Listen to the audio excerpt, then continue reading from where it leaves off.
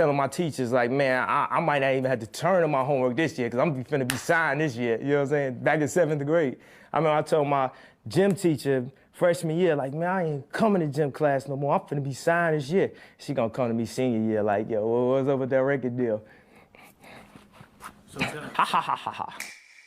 I told God I'll be back in a second. Man, it's so hard not to act reckless.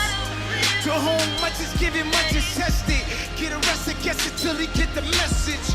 I feel the pressure under more scrutiny, and what I do. My dream is to be world champion, world lightweight champion in the UFC, have more money than I know what to do with, and have a great life for my kids, my grandkids, everyone in my family, everyone that's come up with me. That's my dream. My dream is to be #1, pretty much. My goal is #1 MMA.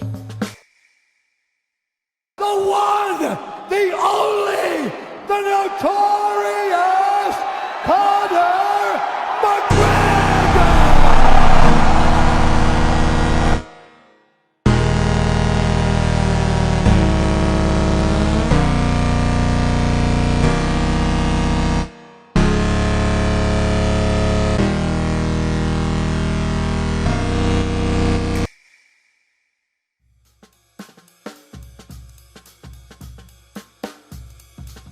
You just watched two men who were called crazy, laughed at, dismissed as arrogant, unrealistic, delusional, and they were right.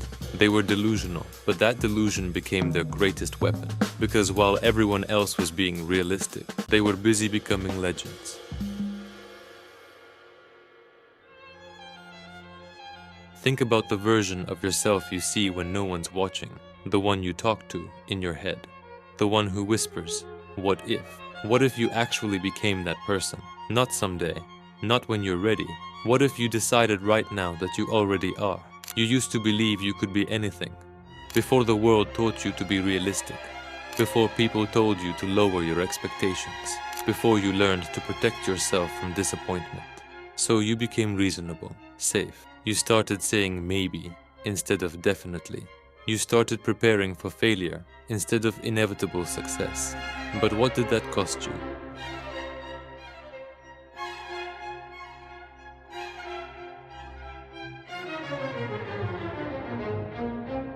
Here's what nobody tells you.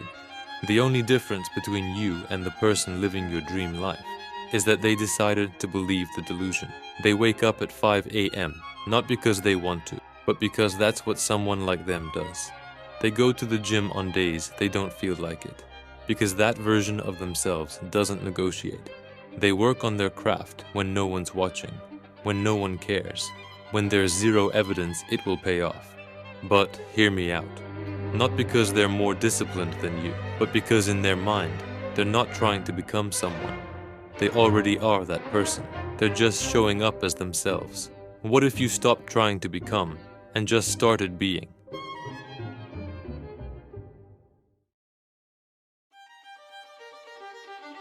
It won't feel real at first. You'll feel like an imposter, like you're lying to yourself. Your friends will think you've changed. Your family will ask if you're okay. People will call you obsessed. And some days, you'll wonder if they're right, if you're chasing something that was never meant for you. But then you'll remember, every single person who became someone was once no one trying to convince themselves they were someone. So here's my question for you. Who would you be if you stopped waiting for permission? Decide today, not tomorrow, not when you're ready. Decide who you are.